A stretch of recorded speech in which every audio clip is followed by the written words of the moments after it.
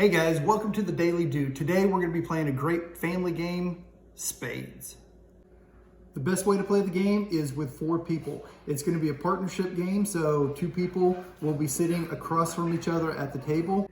To start out, you're going to choose one person to be the dealer. They are going to shuffle the deck, and when they're done shuffling, the person to the left will get to cut the deck, just a single cut, and then the dealer will start out by dealing 13 cards to each person. When you get your cards, you can pick them up and you can look at them. Do not show your partner and do not show your opponents. The diamonds, clubs, and hearts, those suits are all equal. They cannot trump each other. The spades, however, can trump all cards of any other suits. So even if you have the ace of hearts, the 3 of spades would still win. So the first thing you're going to want to do is to bid on the number of tricks that you're going to try to win. This is a partnership, so however many you bid and your partner bids, you have to win that amount of tricks. So when I look at my cards and I see ace is high and 2 are low, I can count that would be 1 trick I would win, that would be another trick I would win, the ace of spades is one that I would win, and I would say I might win the 9, and then you might throw in a king of diamonds as well. So you start with the person to the left of the dealer and they will say how many tricks that they think they can win. It'll go around to the next person, they'll say, the next person will say, and then the dealer will say last. It's a partnership, so whatever I say and whatever my partner says, we add those together and we have to meet that many tricks. We have to win that many tricks. Scoring is each trick that we say we're going to win is worth 10 points if we meet the number of tricks that we say. So if I say I'm going to win 4 tricks and my partner says they're going to win 4 tricks, together we have to win 8 tricks. If we do that and win exactly 8 tricks, we get 10 points per trick, so that's 80 points. If we win 9 points, you get 1 point extra for each trick that you win, so we would get 81 points for that hand. Now, on the flip side, if I say I'm going to win 4 tricks, my partner says he's going to win 4 tricks, and we only get 7 tricks, we now lose 10 points for every trick that we said we were going to win. Since we did not meet the 8 tricks, we now lose 80 points for that hand. Now there's a couple other bidding opportunities that you can do. It's called bidding nil or 0. That means that you do not want to win any tricks. You think that you can play your hand to where you personally will not win any tricks. Your partner can still win tricks, but you will not be able to win any. And so if you successfully do that, then you can win a 100-point bonus. Now, if you bid nil and you succeed in winning 0 tricks for that hand, then you get 100 points. However, if you earn or win 1 trick or more, you have not successfully completed the nil bid, therefore you lose 100 points for your partnership that round. Another thing that you can do is called blind nil. That means you're going to, without even looking at your cards, you're going to say, I'm not going to win any tricks this hand at all. If you do that, then you earn 200 points for yourself and for your partnership. But if you lose, then you lose 200 points for your partnership. When you do a blind nil and you bid your blind nil, you can then look at your cards and you can choose 3 cards that you want to trade. They'll be face down and you'll be able to trade those with your partner, and then your partner will be able to give you 3 cards back and put those into your deck. When you're bidding, you cannot communicate with your partner. So you cannot let them know that you have an ace of hearts or spades or anything like that. You can only bid based off of your cards and not try to cheat by communicating anything with your teammate.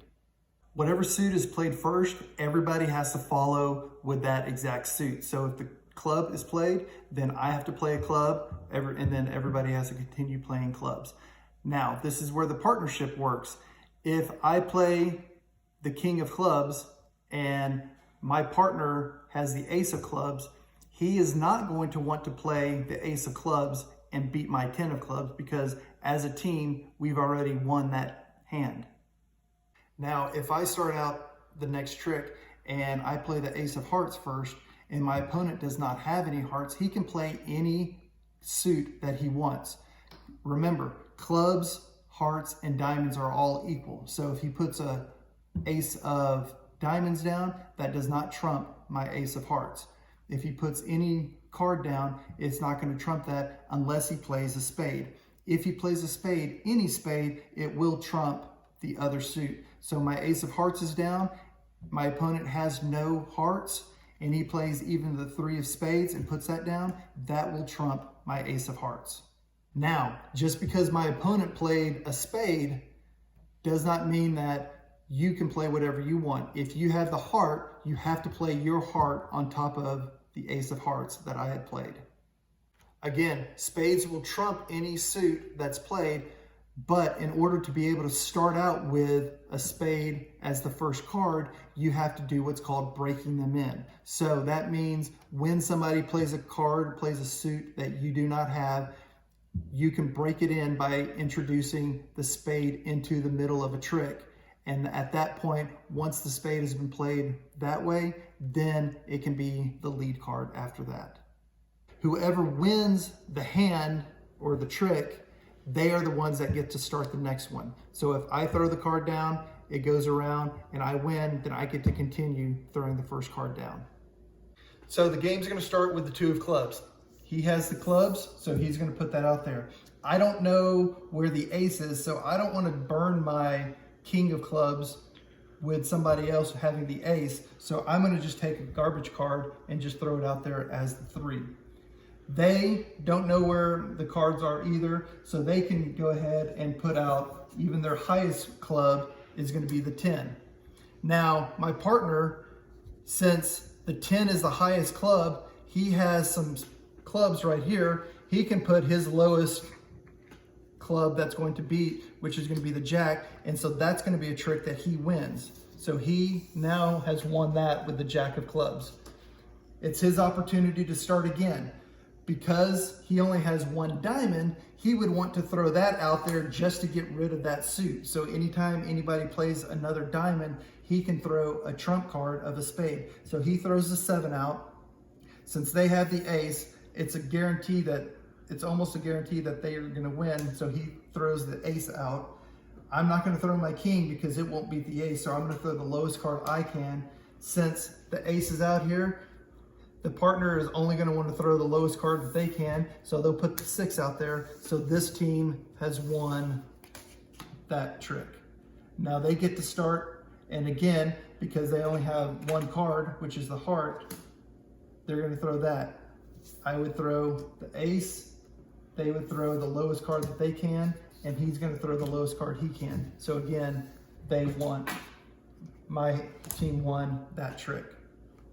I won, so I would continue on with the ace or the king of hearts. Again, remember, I can't play spades, they haven't been broken in. So I play the king of hearts. They can't beat me, so they do that. He's not gonna beat me, so he does that. Now this person does not have any hearts. He has the opportunity to just throw some garbage card out there that they're not gonna win, or they can go ahead and throw the lowest spade that they want, and it's going to trump my king of hearts. So remember, spades always trump. Now the spades are broken in, and so if this person wants to start out with another spade, they can. They wouldn't, but they can. So then they would go back to the ace of clubs, and we would continue playing the hand that way. To start the next round, you gather up all the cards again.